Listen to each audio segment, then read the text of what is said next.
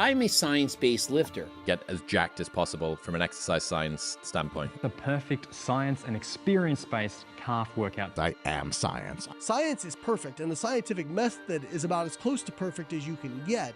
The best workout routine ever, according to science. Science-based lifting is clearly under attack. We live in a golden age of fitness knowledge. We have so much information on what we should and shouldn't do based on evidence. It takes away the need for us to really think for ourselves because science already told us everything we need to know. Experts and PhDs have given us evidence-based answers to almost everything. It's scientifically proven, not what some bro says or some new fad influencer promoting something that's not evidence-based. But bear in water. Follow the evidence-based guidelines. There's no need to be curious or try things for yourself. There's no evidence for that yet. But here's the thing. If curiosity is what helped us discover science, why are we letting science kill our curiosity? Now, before we get into it, if you're a performance-based athlete that sweats a lot, you should be drinking this stuff. Element Electrolytes is the sponsor of this video, and for good reason. I've been using this stuff since 2018. I grapple, I sprint, I lift, I sweat, and being truly hydrated with the perfect blend of sodium, magnesium, potassium gives me a performance boost I can feel. It's evidence-based. But when you actually use it before a workout, you'll understand what I mean. These are the best flavors. So head to drinkelement.com/strongerhuman and you'll get an exclusive deal for the Stronger Human community.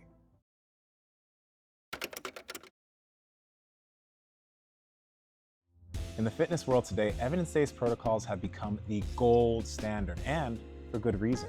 Guys like Jeff Nippard, whose face I might have used in the thumbnail, Mike Israetel, Eric Helms, Andy Galpin, Andrew Huberman, and more have done so much for health and fitness. These guys have done incredible work, and I've personally seen how their research has transformed the way people train. Back in 2005, when I started lifting, having access to this kind of knowledge would have saved me years of trial and error. They're an absolute good. Evidence-based fitness has given us such great tools and guidelines to assure that we're training with the right, efficient, evidence-based protocols to make progress. Why try new things when the perfect evidence-based program already exists? Evidence-based fitness has brought incredible progress, but it's not the whole story. To truly grow, we need to ask, are we relying too much on science and forgetting to experiment?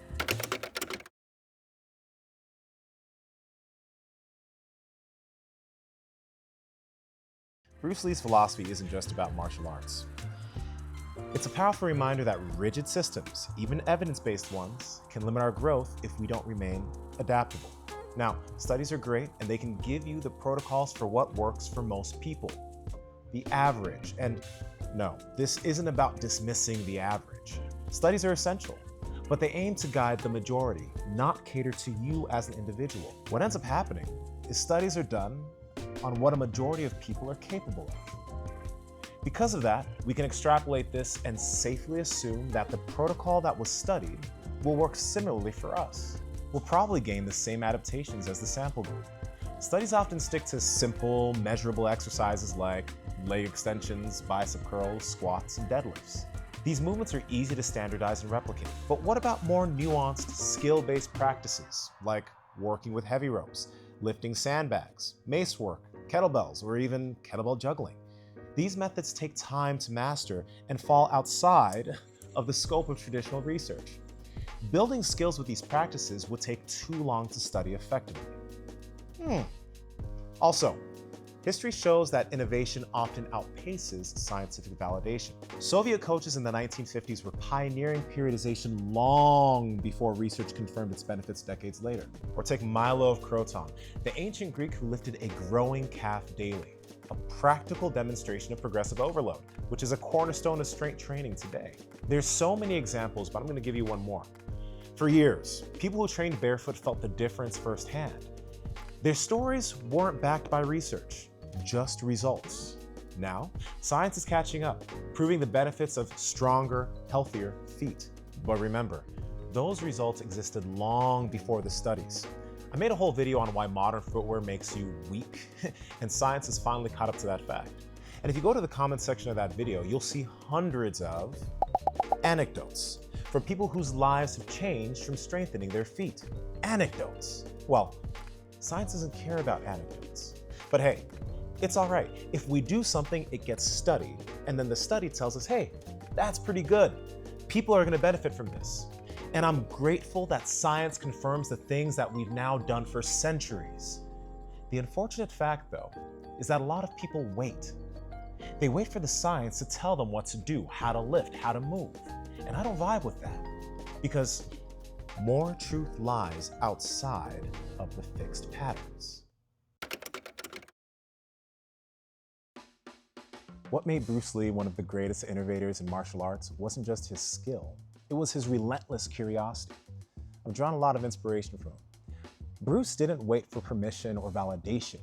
He explored, experimented, and created a philosophy uniquely his own. And for those who don't know who Bruce Lee is, he was a trailblazing martial artist, actor, and philosopher who revolutionized the world of martial arts and entertainment. He founded Jeet Kune Do, a system that emphasized adaptability, simplicity, and freedom from rigid traditions. In Jeet Kune Do, he studied boxing, fencing, judo, wrestling, human biomechanics, and instead of staying transfixed on one idea as objectively correct, he took them all in, learned them, took what was useful, and formed something new. In his daughter's book about him, she mentioned that even when working or reading, he found a way to keep working out. He microdosed movement. I say all this because I want to encourage you to try new things and pursue your interests. I say all this because science and curiosity should complement each other. Science gives us the framework, but curiosity is what fills in the gaps. It's the bridge between what we know and what we can discover. Curiosity isn't just about trying something new. It's about asking questions, challenging what we know, and discovering what works for you. It's about becoming a scientist of your own body and movement.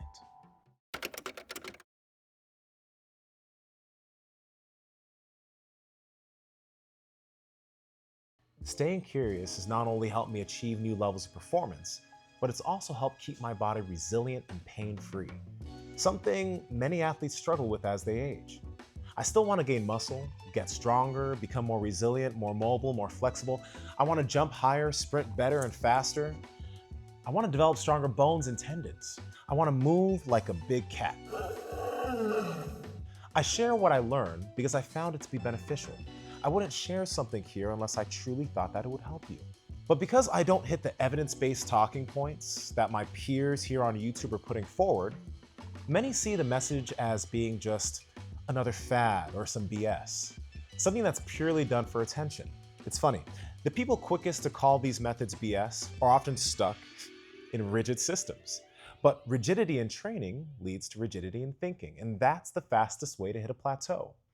If I only did what was tried and true, what's evidence-based, I wouldn't be able to find even better ways to achieve my goals. And to be honest, if I kept training in the way my contemporaries train, I may have the aesthetic look, but I wouldn't have the high-level athletic movement ability I currently possess.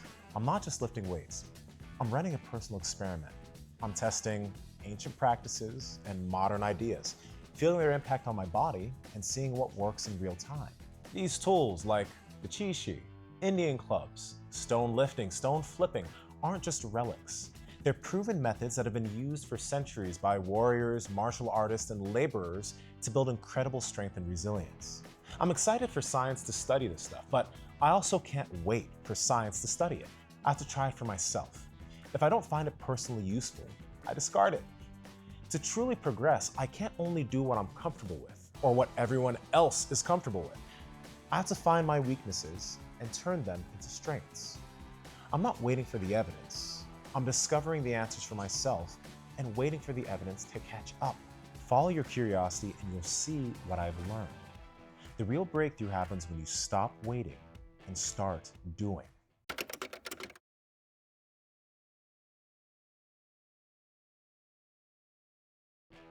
Now, you don't have to do what I do. Actually, I don't want you to do what I do. Take a moment and ask yourself this. What are my goals? What kind of strength, movement, and life do I want to build? Sit with these questions and let your gut, not anyone else, guide your actions. Instead of thinking something's BS, ask yourself, How might it be beneficial? You can't wait for someone to give you permission to try something you feel called to do. I'm a black belt in Brazilian Jiu-Jitsu, and in 2015, just a month after I started, I told a natural bodybuilding mentor of mine that I wanted to become a world-class jiu-jitsu athlete and win a world championship. I'll never forget his response. You'd have a better shot at being a world champion natural bodybuilder than excelling in jiu-jitsu. Don't waste your time. At the time I laughed it off, but it stuck with me. Fast forward, and I've won 2 Masters World Championships at brown belt and placed second in the world in the Open, Blue Belt, and Brown Belt World Championship. Not because I followed someone else's advice, but because I trusted my gut and stayed curious about what I could achieve. I don't say this to brag, but to encourage you. Don't let anyone's self-limitations or opinions affect the choices you make or what you choose to learn. Your intuition can lead you to amazing personal, anecdotal discoveries. Don't let science destroy your curiosity. Stay curious. And if you're this far into the video, I hope you hit that subscribe button. Anyway, if you're interested in exploring how I train and want to experiment with these ideas for yourself, check out the Stronger Human community. There's even a free Rope Flow Foundations course to help you get started on your journey. And there's an awesome community of over 5,000, actually 6,000 people. Now, if you enjoyed this video, check out this one if you want to learn the training concepts I use to achieve all my movement and muscle goals. It made a lot of lifters angry at me. And this video here outlines 37 health habits I wish I knew in my 20s, so pick one. They're both good. They'll both help you become a stronger human. One of them. What are you gonna do? What are you gonna do?